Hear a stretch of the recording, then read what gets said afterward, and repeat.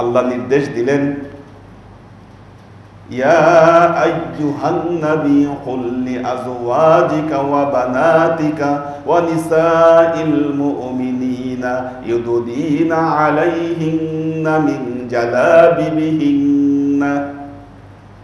আল্লাহ বলতেছেন, দেখেন খেয়াল করেন, আল্লাহ বলতেছেন ইয়া আইয়ুহান নবী, হে নবী, কুল লিআজওয়াজিক, আপনি আপনার স্ত্রীকে, ওয়া বানাতিক, আপনার কন্যাদেরকে, ওয়া নিসাইল মুমিনিন, অন্যান্য মুমিন নারীদেরকে আপনি নির্দেশ দেন, কি নির্দেশ দিবেন?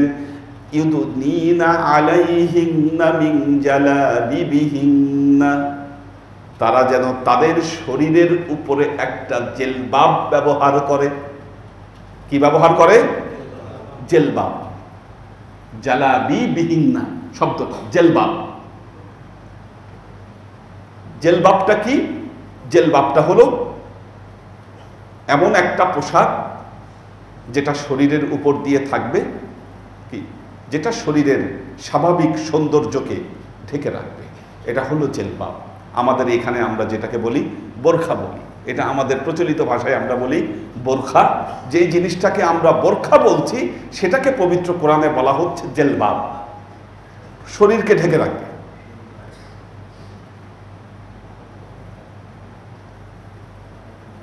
এটা কেন করবে? রাদিকা আদনা আইয়ুরাফনা, যেন তাদেরকে ঠিক মতো চেনা না যায়। কি আল্লাহর নবীর সময় মেয়েরা মসজিদে গিয়ে নামাজ পড়তো, আল্লাহর নবীর সময় মেয়েরা মসজিদে গিয়ে নামাজ পড়তো ছেলেদের সাথে, পেছনের কাতারে দাঁড়াতো, কিন্তু জেলবাব ব্যবহার করতো, তাদেরকে কেউ চিনতে পারতো না।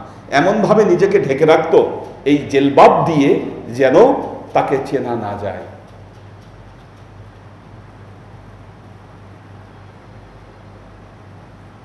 এরপরে আয়াতে আল্লাহ বললেন,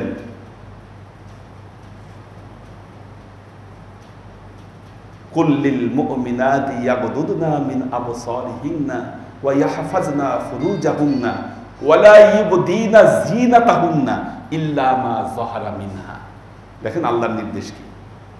এখন ধরেন জেলবাব ব্যবহার করতে বলছে, এখন দেখা গেল শর্ত দিছে জেলবাব। এখন আপনি এত ঝকমকা কালারফুল জেলবাব ব্যবহার করলেন, খুব জর্জেট কাপড়ের, সিল্কের, লাল নীল বিভিন্ন রঙের আপনি জেলবাব ব্যবহার করলেন, যেই জেলবাব দিয়ে আপনার জালওয়া ছড়াচ্ছে। কি আপনি তো সৌন্দর্য ঢাকলেন না। পর্দার উদ্দেশ্যটা কি? সৌন্দর্য ঢাকা। এটা আল্লাহ জানায় দিলেন সূরা নূরে, সূরা নূরের কি 32 নম্বর আয়াতে।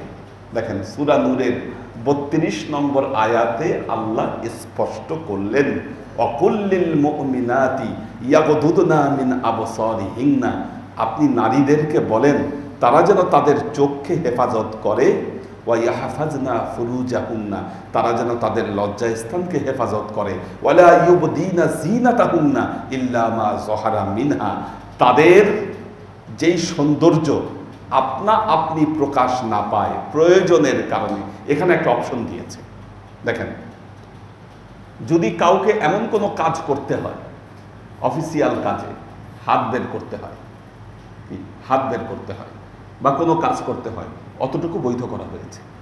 আপনি টাইপিং করবেন, কি আপনি হাতের কবজি আপনি বের করতে পারবেন, কিন্তু আপনাকে মনে রাখতে হবে পর্দার উদ্দেশ্য হলো আপনার সৌন্দর্যকে ঢেকে রাখা।